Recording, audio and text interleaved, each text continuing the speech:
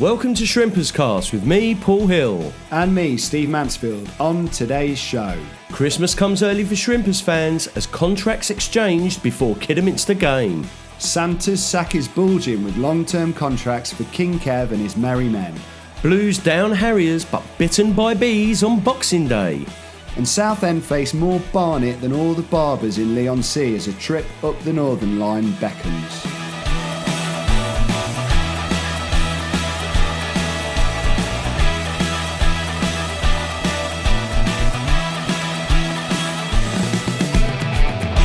Hello and welcome to Shrimperscast, a special Twixmas edition, as they say. Paul, how you doing, mate? How was your Christmas? All the better for seeing you, Steve. Very good, thank you very much. Great time with the family. Very well fed, very well watered, loads of presents, tons of recycling bags all over the house. Fantastic, yeah. Oh, no. How's about yourself? Yeah, similar. I put out my rubbish this morning and there's about 10 times as much as there normally is. Yeah, so you can tell you've had a good Christmas when that's the case. So lots going on in Southend United world. Yeah. Lots of games to talk about and lots of news to talk about. Let's start with the big news that came just before the Kidderminster game at the weekend. When it was announced that the Consortium and Ron it's like they're selling a house, isn't it? They've exchanged contracts. Would you believe it? Would you believe it? So obviously fans are really delighted about that. One of the best Christmas presents that Southend fans were all asking for. What are your thoughts on that, Paul? Well, we did say it in the last podcast, didn't we? Like Santa would give us a little present before and here it is. So the ink's not quite dry yet, but it's the closest, I think, we're ever going to get now to hearing some great news. Yeah. To be honest, buzzing. Yeah. Absolutely, 100%. There was talk it was going to come out on Friday, so we're all glued to Twitter. Yeah. You know, the rumour mill was in overdrive.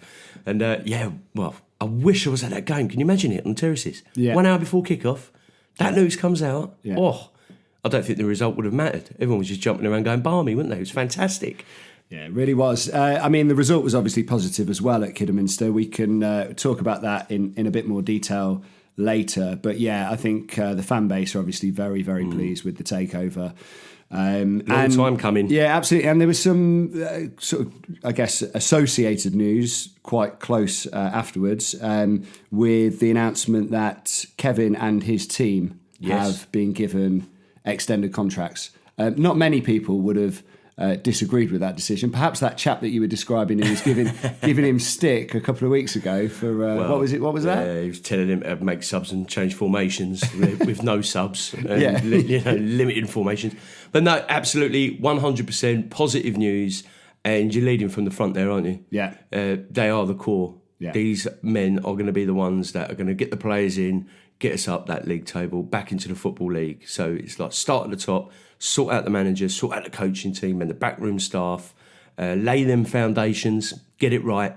And they have done that. I mean, long-term deals as well. So every time a manager leaves in League Two or even League One, his name gets put about. So hopefully that puts it all now to bed. Yeah. I think they're looking forward now to next season. So, sort that management team out, time in, time down, long-term deals. Kev was brilliant, in his interviews with regards to that, thanking everyone at the club for making it happen. So it's key. It's clear they want to stay. He's, the football club is, it's in his blood, isn't it? And they are going to be the ones, I feel, that are really going to turn. Well, he said you can't turn the Titanic around in a day. Yeah. But I can now safely say that I am absolutely chomping at the bit for 2024-25 season, because I think we're going to be challenging for the top. Yeah. Easy. And it's a great foundation, isn't it, to kind of build on. So a new face up front as well for Southend, which was an emergency signing of Harry Sandat. Yeah, he's back home. So both you and I were at the Barnet game, and we saw Harry make his home debut, make his first start, I believe. And I think he had a decent game. He had a goal disallowed, didn't he? Yep. Disappointing result overall for the game. Oh, massively. Lots to kind of chew over with the performance and probably the officials as well. But overall, what were your thoughts on the Barnet performance and the result there? Apart from the first 10 minutes, I thought we were very slow to get out of traps, and the goal could have been avoided. Yeah. Yeah, it's one of those ones, isn't it? Hits the back of the thing, his calf, it looped over Colin. You're not stopping I think them. it came off Ralph and just looped in. Looped over, didn't it? I mean, I was perfectly in line with the pass that kind of came out to the wing. And I've got to say, I think Jack Bridge should have intercepted it. Yeah. He looked like he thought about going for it and then decided not to, because it was a bit of a stretch, but he could have at least stuck his leg out, because I think he would have got there. And then he was slow to get back. Then he got turned inside out, didn't he? He did. Yeah. He left him a lot of space. You can't be too critical of the guy. He's been brilliant all season, and he's one of the best players at the club. And these things happen. For me, it was a classic Boxing Day goal. Very slow out the traps. And just kind of slow to react there. Well, apart from that, though, right? I mean, Barnet were very tidy, I thought, playing out from the back. Good team. Yeah, quite solid. But when they got to about the midfield and then going forward, they offered very little. Yeah. I can't really remember a decent shot that they had on target. No.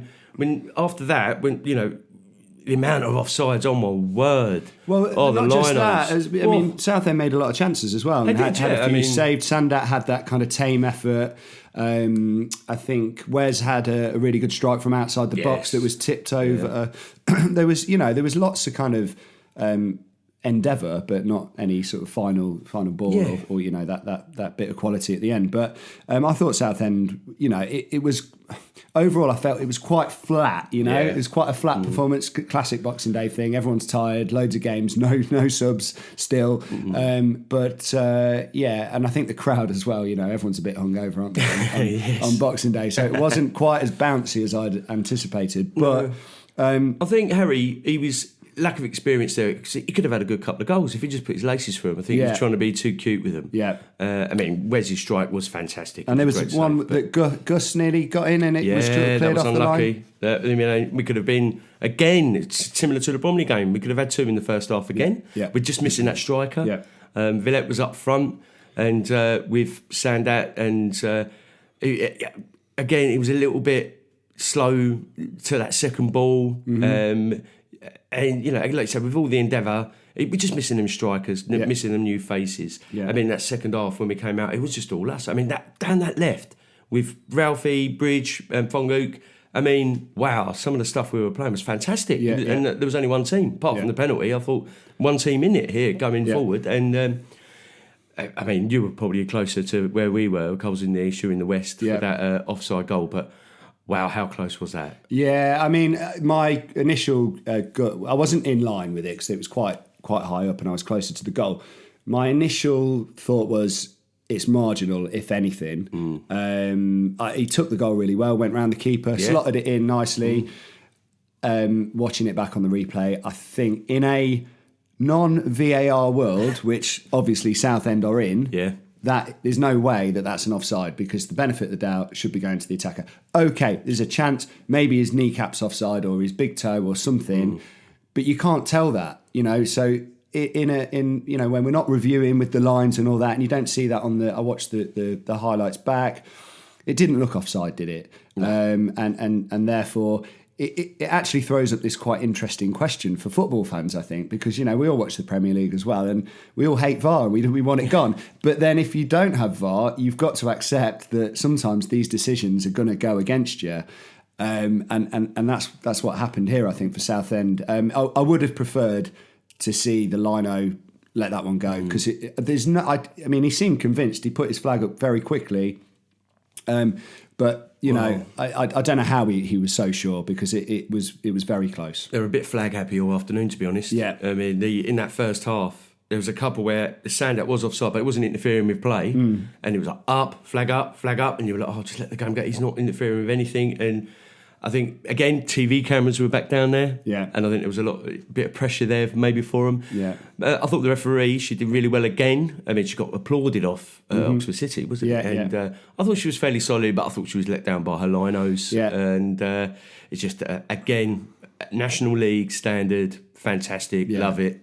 It's almost the main incentive to get out of the division is to just get slightly better officiating. But I think the penalty, was the right decision in hindsight. A lot of people in the West were up in arms, and I reserved judgment till watching it back, but it looked like he did clatter. Yeah, I mean, when I first saw it, I thought Colin thought he was in WWE. He kind of ran up, grabbed him by the head, and slammed him on the ground. But he didn't need to make that kind of challenge really, and he clattered him. Yeah. No complaints there. I mean, Kabamba, I thought he had a fairly quiet afternoon. Mm-hmm. That was his contribution. He used his experience there. You can see Colin come in, took it, hit the deck. Yeah. And you can see it on the replays as well. He's lying down, he even looks over at Colin, looks at the reference, oh yeah, I've got it here. So, props to him for sorting that one out. But apart from that though, again, Barnet, they're there for a reason. We talked about, they're out of little form. When you're going up for promotion, you need a little bit of luck every now and again. I thought they certainly got that. But doesn't it tee it up for an absolutely spicy encounter on Saturday? I cannot wait. Absolutely. We'll talk about that briefly towards the end of the podcast. Paul, you had a bit of a fun time after the Barnet game, didn't you? Oh, yes. And a big shout out to Michelle and all of the gang down at the Blue Boar. Even though the result wasn't what we wanted, we all got to celebrate the exchange of contracts. And we had a good old time, in the pub where Southend was born. So, huge thanks for looking after us, Michelle, and all of the gang down at the Blue Boar. But what a week for Southend fans. 3 points from 6 available. So, not bad. Very busy period. So now we are going to hear from not our usual man in the stand, actually. We're going to do something slightly different this time. We've had our friend Piers from the Boxer Rebellion join us with some voice notes from the Kidderminster game. The beers were a-flowing. So let's have a little listen to what he had to say.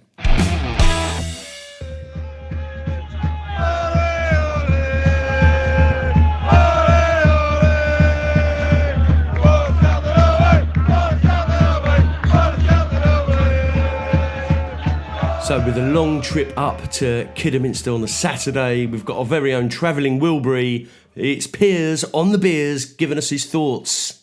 It was an early start, 8:40 out of Euston, a few beers. Liam Ager of All at Sea fame brought some beers from his brewery for our trip up, and we've now invaded our first pub of Kidderminster. Delighted to be here, not so delighted that we didn't read any updates of some last minute loan signings on Twitter on the way up, after refreshing Twitter and our social media all day yesterday. But when people say no news is good news, I don't think they were talking about this particular weekend. Anyway, let's hope we've got 12 players at least. Mate, 11 at least. 11 at least. 12 is a luxury. Well, what an eventful first half, going in there at 2-1. And I could imagine that the away end was absolutely bouncing with the news of the contracts being exchanged so close to kick-off, and even the new owner in the away stand. So let's hear what he had to say about the first half. I meant to leave you a half-time voice note, but got waylaid in the excitement of freshly being 2-1 up. Now we've freshly won 2-1. Amazing atmosphere, just leaving the ground. Colin the keeper. 3 world-class saves to secure our 3 points there, to the point that we had our fantastic applause for the players at the end, and Kevin, Freedom of the City Mayor, pushed Colin in front of the squad for his own applause. It had that going on about it. It was a fantastic win today. I'm still buzzing, to be honest. Still buzzing. And with the news of the takeover within an hour of kick-off, oh my word, don't really know where to begin. But 2 days before Christmas, everyone's out, hundreds in the away terrace, atmosphere is great, the takeover's confirmed. It doesn't really get much better than this. Excellent stuff, and well, Colin, what a performance, and all's forgiven for what happens in the next match, I guess. So, big shout out there to Piers for being our man in the stands. Nice one. Paul, you've been busy, out and about, roving reporter, securing exclusive interviews again for us. So you've got this week's guest interview with Andy Leader of the Southend United Ex-Players Association. We're always trying to get guests on to show, other sides of the club. It's not just all about the players on the pitch. It's all the stuff that goes on around them. And this guy's instrumental in providing some of that atmosphere and some of that backdrop to what the club's all about. So, how was it? Oh, fantastic. What a chat I had with this man. And such a great initiative, this. And I can't wait for everyone to hear this interview about what's been going on with our ex-players. And, it's fantastic. So here we go. So, yes, fantastic to be joined now by Andy Leader, who is... Are you the founder of SUEPA? Yeah. I mean, SUEPA is, or the Southend United Ex-Players Association, is run by the Shrimpers Trust, but I'm the one who, I suppose, got the ball rolling and deal with it day to day. Brilliant stuff. So how did it all come about then? Because you talked at the AGM about some of the things you're currently doing, but I think you've been going on, is it 6 years now, you were saying? Yeah, it was 6 years in January we've been going. I suppose you can trace its origins a little way back to 1981, I think. Wow. It was a bit tenuous, but I chaired off the pitch a guy called Derek Spence when we won promotion at Torquay. And, I didn't expect him to remember that. But many years later, when I was writing my book, and it was hitting the 92nd ground, which the book was all about visiting grounds. And I got in touch with Derek, who was at Blackpool at the time, and thought it'd be nice to meet him. And, to my surprise, he was there in the pub with a group of my mates having a bit of a party. And he was a really nice guy. He agreed to write a foreword for the book. And that was a good fun, actually, then subsequently marketing that. And I think it sold about 2,000 copies in the end. So, but, fast forward on a few months, and I got Derek to come along. He hadn't been to Rootsall for decades, and I got him to come along to a match. It was the end of the following season. He brought Keith Mercer, his fellow goal poacher, along with him. And we had such a great time. They got introduced on the pitch, the tears sort of rolling down the face, full house, and they thoroughly enjoyed themselves. And we got talking about Alan Moody. And Alan had sort of gone under the radar a bit, but Alan had sadly had to have both of his legs amputated. Now, Alan, for those that don't know, is the club's record appearances holder, 507 games. I mean, there's no one who's put more into the club than Alan in many ways. So, to cut a longer story short, I thought, right, well, something needs to happen. So I wrote to Mr. Martin, and for once he actually did something, or he just handed the letter to Danny Macklin, who was around at the time, and said, let them do something. So got together with Danny, and I got together with the head of the Shrimpers Trust, Paul Fitzgerald. Never had any previous dealings with them, and we hatched a plan to raise what we could for Alan. Now, that went rather well. We had a match day collection, and I always remember it was against Plymouth, and we had quite a few collectors, and we did quite nicely. And I always remember one of the organisers of the trust, Paul Yeomanson, ringing me up in the evening saying, "This is amazing." He said, usually a collection at the ground gets about 500 quid. Well, he was £3,000 and counting. And we did more than that. We did various things. Some guys organised a cricket game, and we got a bit of a donation in from the Middlesbrough chairman as well, and ended up raising about 11.5 grand, which was enough to buy Alan, or a good way towards buying Alan a car to meet his new disability needs. Got him down to Rootsall, presented him with a cheque. We had Paul Clark and lots of other people in the box with him, some of his old friends as well. And it all went so well we thought we should do more of that, and so with Paul Fitzgerald, we formed the Ex-Players group. Brilliant. Wow, that's fantastic. And I think you said at the AGM there is quite a few ex-players now involved in Super, isn't there? I think was it over four? I can't remember how many you said. Sorry. Oh, that's poor show, isn't it? I know it's terrible. Yeah, it was 477. So at the moment, and growing, and that's 477 members, current members. All who played for Southend. There's a few that played in the reserves or are coaches. Wow. For instance, like Gary Fly, God bless him. But the majority are first teamers for Southend, and by our reckoning, I'm certain I think that is we are the largest in the UK. The next biggest, I believe, is Plymouth with about 120 or so less. But once we got to 450, I put out the claim that we're the biggest in the world, and tweeted in a few clubs like Santos and Real Madrid and Barcelona, etc. And no one answered, so we're claiming that record now. So not only has Southend got the longest pier in the world, it's got the largest former players association group in the world as well. I mean, we certainly don't claim to be the best. I mean, one of the things we've been doing in what we do is to network with lots of these other groups, and they do some fantastic things. I mean, not every club's got them, but some of the things that they do in helping players, which is what we've done as well. And some of them have big social days, golf days, etc. But we do what we can within the limited resource that Southend has. Yes.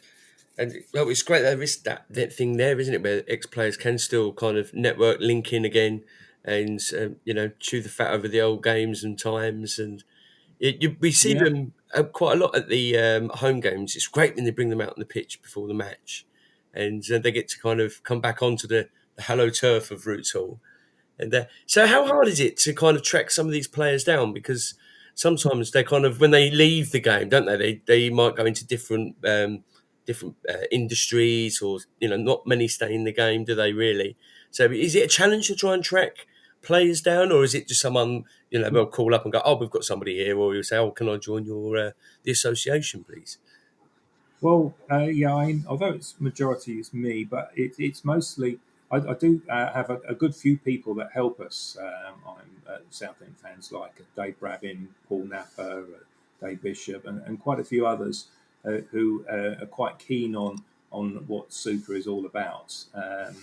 And there's one guy I have in France who's probably got quite a bit of time on his hands, and he's been quite good lately in chasing some of those more difficult cases and using ancestry.com as well. But we use lots of web tools, the usual Twitter. I mean, lots of players are on Twitter or Instagram, or LinkedIn has been quite good.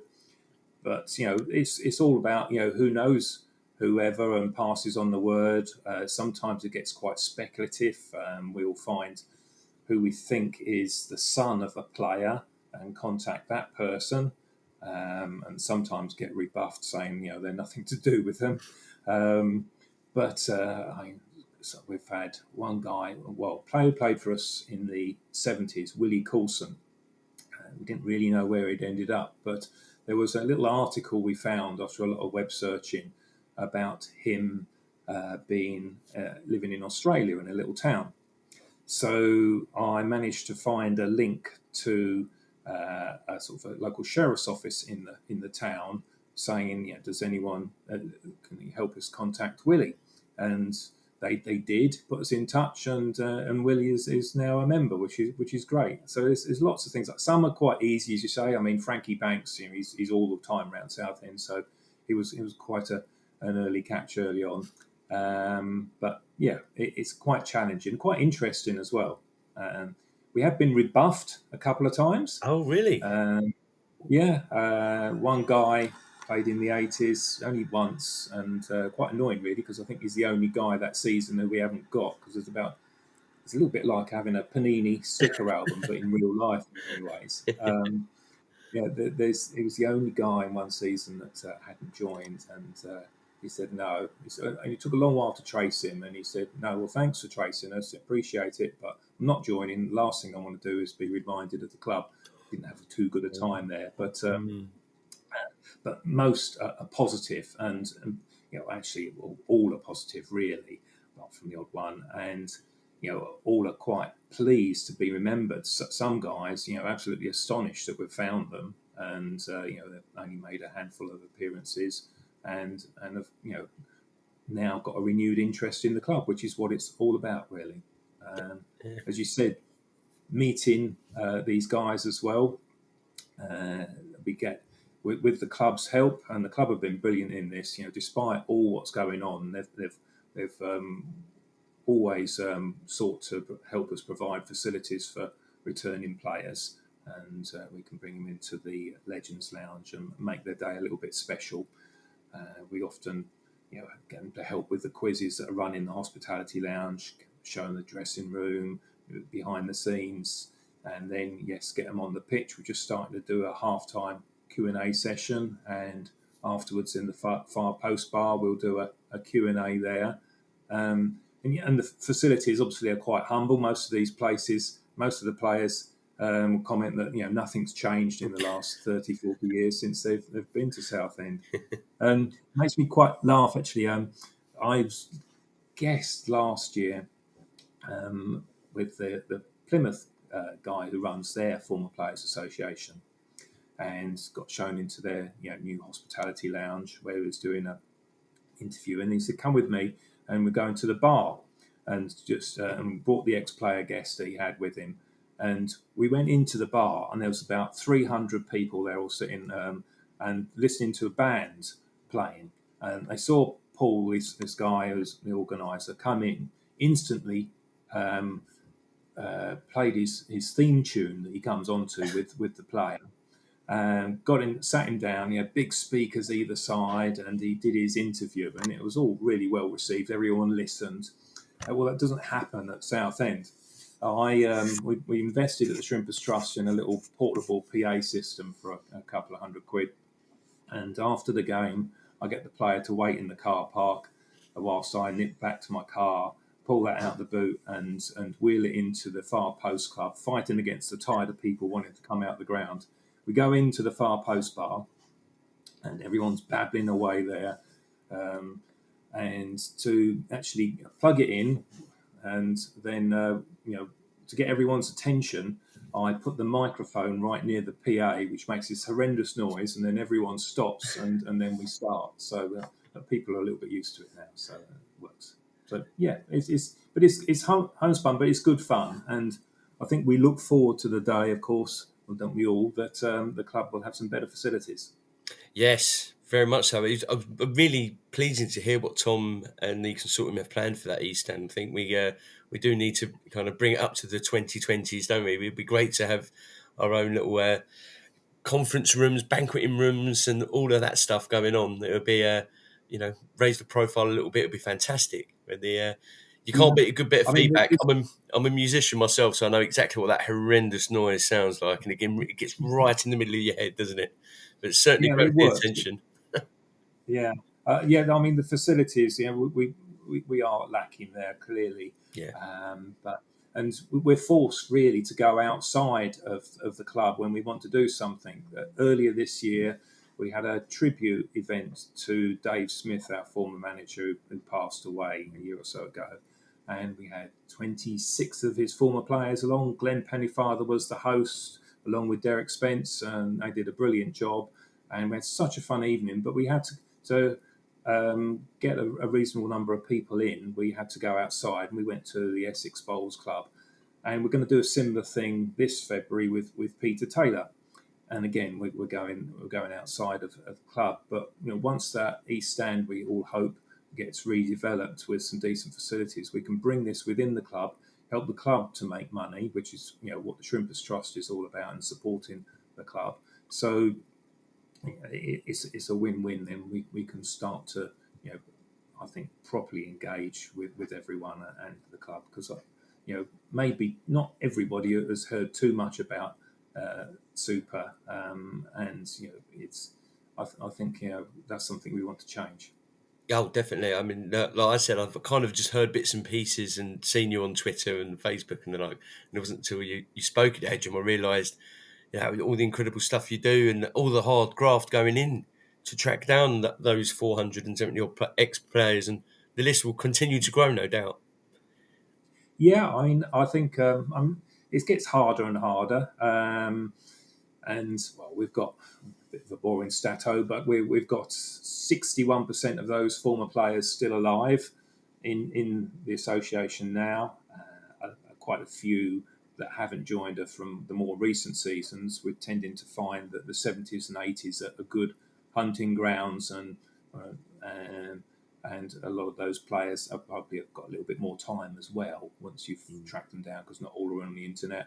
But it's more the more recent years that I suppose we need to beef up our membership, and those players are a little bit more, I suppose, spread now.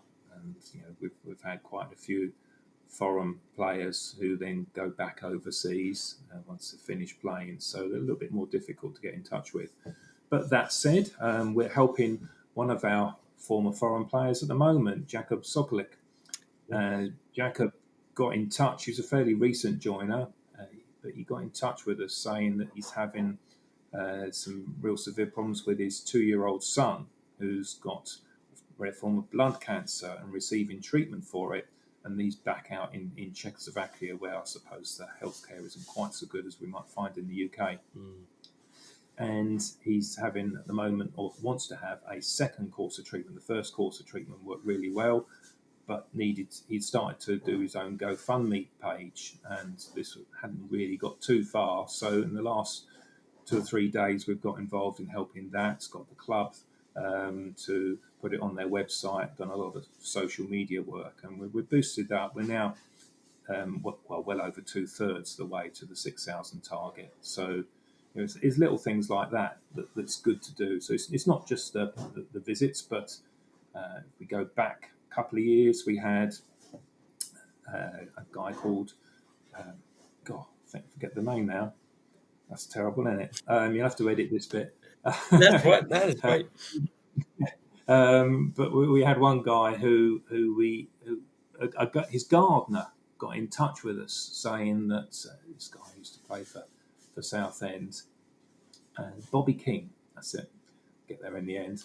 And but Bobby was facing a few problems with mobility, and also his wife, and neither of them could access the back garden. And I went and had a look at it, and yes, it was a bit of a mess, but there was no funds to do anything. So we put out an appeal. One or two fantastic fans donated free materials, and another one donated his time to build it up. And so we got some money as well to help buy plants, etc., and renovated his garden. So that was a nice little project. These things sort of come out of nowhere, really. Mm-hmm. And totally brings everyone together as well, because we saw Jakub's post as well on GoFundMe, and everyone was sharing it, and everyone kind of pulls together when ex-pros need the help. And look at the with James, we saw him down at Roots Hall, didn't we? And I think you raised £21,000. Was that right? At a Bows and Bitsy match? Yeah. But that I suppose, Paul, was our biggest one so far. And that was another interesting little one, how we got to hear about it, because James had a cardiac arrest back in 2019. Yeah. It was only 8 months or so before then that we'd actually had him as our guest, along with his old strike partner Lee Bernard. And that he was full of life. James was. He was talking to us about his life as a PE teacher and how much he was enjoying it, playing a little bit of part-time football on the side. He was still in the early 30s, and then time went by. Cardiac arrest happened. We didn't know about it. So someone we know ended up taking one of James was. Well, he had what happened to him. He had a cardiac arrest when given a PE lesson. He was demonstrating a somersault, and he flatlined for 30 minutes. Blood supply cut off to the brain, was resuscitated, but ended up being in a coma for 15 days. And after a good few of those days, the hospital actually wanted to switch off the life support, but his mum said no and stayed with it. And she's got incredible resilience, his mum.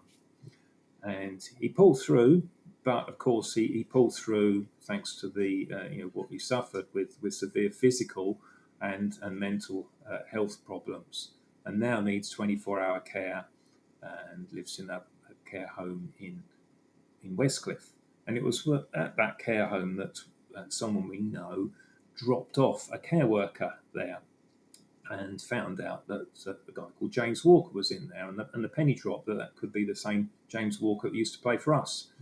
So we found out, and this was about 2 years or so, 2-3 years after the event, we found this out, and then managed to eventually, through a bit of networking with one or two of James's former teammates, and eventually a guy called Damien Scammell. Damien knew his mum, put us in touch. We went to meet his mum, and she said, great, we would like some help because it's a struggle. They're not a rich family by any means, and James was getting along, but not really making too much progress. And what he needed was more therapy sessions. So about a few months before that, I spoke to somebody who had organised the John White testimonial, and the guy said, whatever you do, Andy, he said, never organise a benefit match. It's a nightmare. And James's mum asked her what she would like, and she said, "What I would like more than anything else is a benefit match." So, great. But we ended up putting it on at Bowes and Pitsey, a fantastic club. They agreed to do it for free. They made a little bit of money from the attendees at the bar, of course. But through a lot of publicity, a lot of networking with James's former teammates who were only too willing to come and help. And we also got along Patrice Mumba, who bizarrely was at school with James, and Patrice was the guy that had a heart attack on the pitch, or cardiac arrest on the pitch when playing for Bolton. So two guys suffered the same fate. Of course, Patrice in the world of the Premiership, and eventually recovered and actually was fine to come along to. He's now works for the PFA, but he came along to support James at this match as well. And we got about 600-700 people, I suppose, at the match. Did a bit of fundraising beforehand and raised 21 grand, which is a good sum, and is going towards helping provide James with some extra therapy sessions. And he's benefiting from that and showing signs of progress, which is great. Yeah, fantastic. And we got his family along last Saturday through Shrimpers Trust do many things, and one of those things was run a social inclusion scheme, and we have the use of a box for a few games a season, thanks to some kind donations, and we got James's family in the box, and they had a good day. Brilliant stuff. Excellent work as well. And of course, we wish James a spitball. Long may continue his therapy and get him, hopefully starts to feel a bit better. But that's fantastic work. Yeah, really good. So I was going to say, you mentioned there the PFA that you work with, because you said at the AGM that you're working in collaboration with them around dementia and player welfare as well. Is that right? A little bit, we're trying to, and it was actually quite good back in September. Anna Firth, who's done so much for the club of late with the trying to push through the change of ownership and publicising that, was also involved in the football and dementia debate, which was part of the King's speech, and Anna was participating in that. She asked us for a little bit of information on what we do, because we've got some experience of players coming along as our guests who sadly have suffered from dementia. I mean, one come along to me and said, "Andy, I'm just too much heading the ball," and he was clearly in the early stages, but he knew he was suffering from it. And Anna quoted that, and a few other things we did, mentioned us in Parliament, which was quite an honour. So 200 years of history in Hansard, and SUEPA is now part of that. So that's quite something. And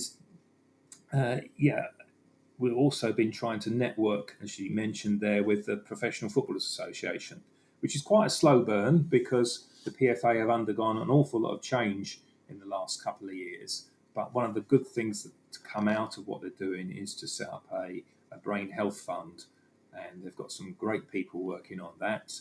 And we've given a little bit of information into it. And also, what I'm a firm believer of is that former player groups are a win-win for all concerned. The clubs like it because it's good PR, and it's usually free. And the ex-players, of course, like it. There's nothing better than reuniting two guys that haven't seen each other for 40 years. It's quite heartwarming. And the fans like it because they get to meet their former heroes that they used to see on the pitch and in quite close quarters, and some who they knew personally have lost touch with. So that's good. So from what we've been doing in trying to trace former players, we've found that not every club has them, or some clubs have groups, but they operate in various strange ways. And so what I feel quite strongly about is that every club really should have one of these groups, or at least think about it. And so, but if I wrote off to all the clubs, if I wrote off to Liverpool, I just wouldn't get a response. For instance, so it needs something needs to be driven centrally, and the PFA are the body to drive this. So the obvious ones, they're the ones who ultimately have got 55,000 former player members. That's potentially a call on what the PFA services provide. So been speaking to them, and eventually back last month I went up to Manchester to meet with the chief operations officer there, and he likes the idea of the proposal and has taken it away with the idea of that yes, they will set up a national association of former player groups, and it might be that we're involved in helping to run that. So watch this space. It's been a little while going, shall we say, but we do hope to get there because it sure. Oh, absolutely, 100%, definitely. But as you mentioned there about getting the more players that are kind of more recently left the club. I don't suppose you managed to jump on Miles Weston's back as he was running out the tunnel there. Did you manage to get him back, get him involved while he was running out for Bromley? Yeah. Yes, I mean, and Miles Weston on the byline, as you quote his full name, and yeah, Miles was actually Miles is a friend of the James Walker and his family, and we've been in touch with Miles for a couple of years now. So it was just when we saw during last week that Miles had left Dagenham and signed for Bromley, who we were playing 2 days later. With the Walker family all arranged to visit. I mean, some things are just meant to be, aren't they? So yes, we saw Miles as he was arriving at the ground because the Walker family were gathering there, and they had another little emotional reunion. So yeah, that was nice. Yeah, Miles is a great lad. But there's plenty of players still though that we do need to track, but it's the ones in many ways who we the ones that were further away. We traced one very recently, a guy called Terry Kent, who played for us once in the late 50s.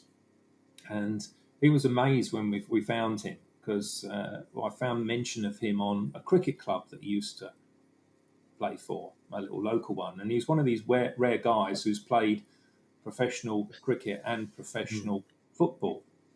And he'd long since forgotten, I think, his one appearance for Southend. He was better for Essex.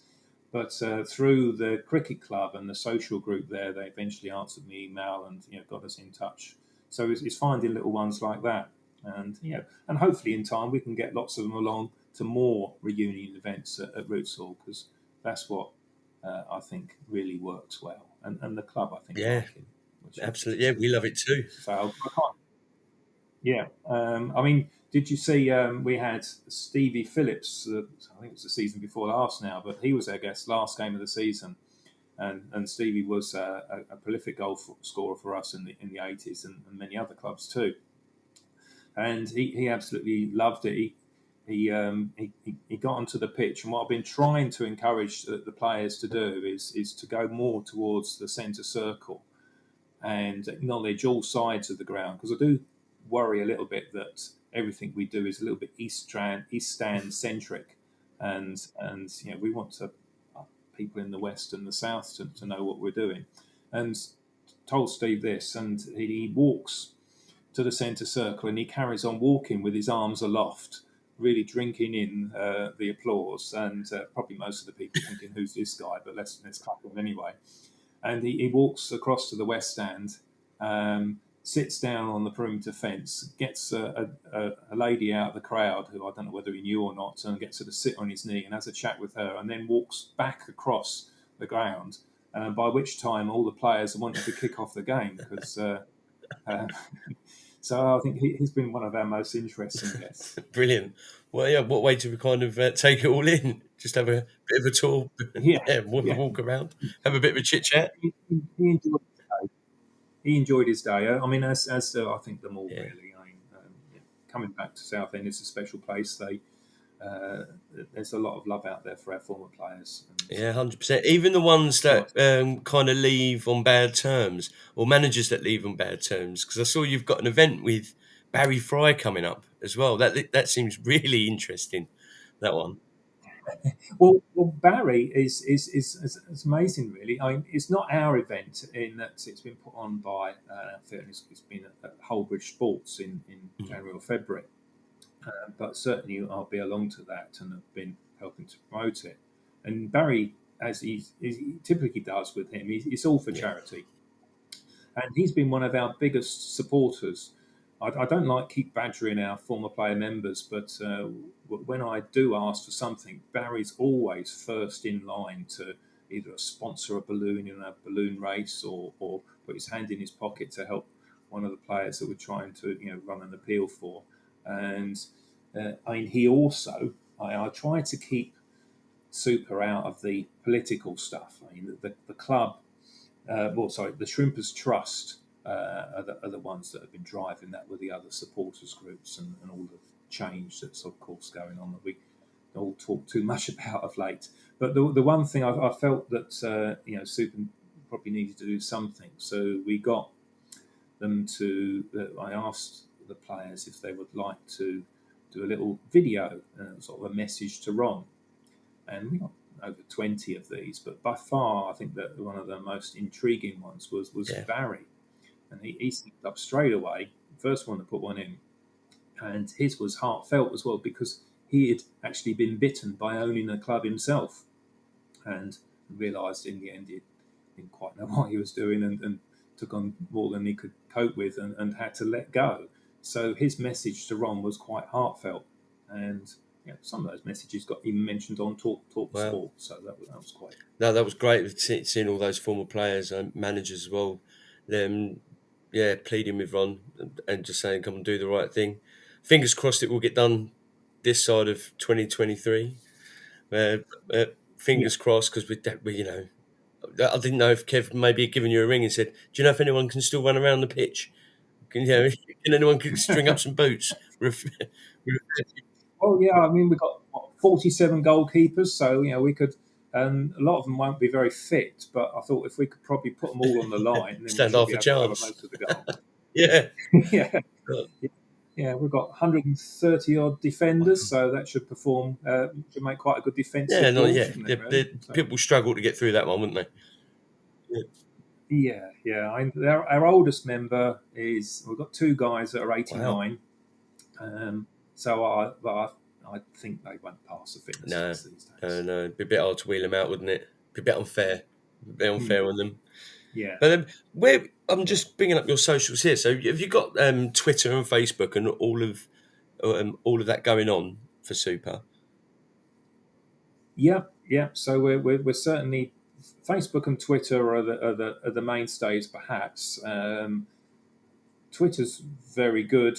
Facebook, I can waffle on a bit with a few more stories and often put links from Twitter to that, because we get we'll do tales about former players that we've already got on board, as well as just new ones that have signed. So that's quite good for doing articles. Instagram, I'm still trying to get to grips with, but quite a few of the more recent players are on that, and we're expanding there. But one thing that has been quite good recently is LinkedIn. You get little free trials of their premium service, and that opens up a whole new way of improving how to network with people. So using that, we've got quite a few people on board recently, and you get a lot of the people from the PFA, etc., and the higher echelons of the game on that. So it's quite good to spread the word. Yeah, definitely. And we'll tell our listeners where they can find you on Twitter as well. So it's at SUEPA, which is SUEPA, and then it's SSOC. So they'll be able to find you there, won't they? I'm just going through that. It looks brilliant with all of the. You've got a newsletter on there as well that you put out. Does that go out to every former player then that you'll do? Yeah. So once a quarter, we put out a newsletter, which is a summary of all we've done in the last couple of months. And that also goes out to all Shrimpers Trust members as well. And I'm hearing we're approaching quite a special number with the Shrimpers Trust, because membership's expanded big time lately. They've gone up, must be 600-700 at least in the last couple of months. And we're fast approaching the magic 1,906 member, who we would hope to get on board maybe sometime before the new year kicks off. So every Shrimpers Trust member gets a copy of the newsletter as well. Fantastic. Yeah, we've talked about the AGM on the last pod, about the magic number as well. So we've given everyone a little nudge. If you're not a member yet, jump in. I've got I'm on it. I've got my family on it. We will be giving it a good old push. But it needs to be done, doesn't it? Because hopefully Ron will be out of our hair soon enough, and we can look forward to a bright future, can't we, really? New stadium, new players, and hopefully some more to add to your growing list. Well, yeah, I mean, I suppose of late, people have accused me of sitting on the A127 at the Rayleigh Weir, trying to intercept them as they leave Roots Hall, but which isn't far off the truth. But we will hopefully see a few incoming instead for a period as well. Brilliant. We look forward to seeing them new signings then. Yeah, fantastic stuff. Well, it's been great having you, speaking with you, Andy. It's been great to hear about all of the work as well. We'll put the socials out again on the pod as well, so everyone can find you and hopefully sign up to the trust and get that newsletter as well. And we look forward to seeing more ex-pros down at Roots Hall for the rest of the season and into the next as well. Great. Yeah. No, well, thanks for the opportunity to say a few words. And just anyone out there, just look up SUEPA, and you'll probably find us on any internet. Brilliant. Nice one. Thanks a lot, Andy. Okay, cheers. Big shout out there to Mr. Andy Leader for jumping on and having a quick chat with me, because he lives down in the southwest. Wow. Yeah, quite far away, but top man. And thanks again, Andy, and we'll catch up with you soon. We're coming to the end of the show now, so it's that very special time again for Paul's previews. Paul, double Barnet. Southend are facing more Barnet than Burnley Friend. Yeah. I mean, we've just played them. We previewed them on the last show. Yeah. There's not a great deal to say, but what are your thoughts about the away tie coming up on Saturday? We need the correct response here. I think we need to go to their ground and really take the game to them. We know what they're about. We could see they're very tidy at the back. Might be buoyed on a little bit more, but being at home, but we're taking over 1,500, 1,600, Wow. 1,700 there. It's going to be a very competitive match, I feel. We owe them one now. We don't want the double header, do we? Going there and then them turning us over twice in the space of about a week. It's not going to be a good one. But things are looking up for us now. Hopefully we can recover well. We don't think Caldwell's going to be back, so we know he needs an injection, so we're missing that man up top. I think Harry needs more minutes. He needs that bit of confidence. He needs a goal. What better place to do it than at Barnet away? Absolutely. Let's hope that Southend can go and get a result. It was a closer game, I think, than the scoreline indicates on Boxing Day. So they've got every chance. I think a bit sharper early on, bit of a sharper Barnet. Yeah. I'm really labouring this point, aren't I? But yeah, hopefully that Southend can get a result. Definitely. I think what will end up happening, if we get away with a draw, that'll be fantastic. But I really like what Harry said in his post-match interview. Is that we don't fear anybody in this league, home or away. And if we take the good hour that we had in Barnet and spread it over them 90 minutes, there's no reason to go there and think that we are going to get absolutely turned inside out, because we're not. So we just need that positive start, go in, take the game to them and come home with 3 points. Absolutely. Well, thank you again for joining me, Paul. Always a pleasure, never a chore. Oh, you got it right this week. Yay! Thanks to everyone out there listening. Please make sure you follow us on all the socials. Send us your questions, send us your suggestions, and give us a follow wherever you're listening to this podcast. Bonza. We will see you all next week, and all that's left to say is up the Blues. Up the Blues.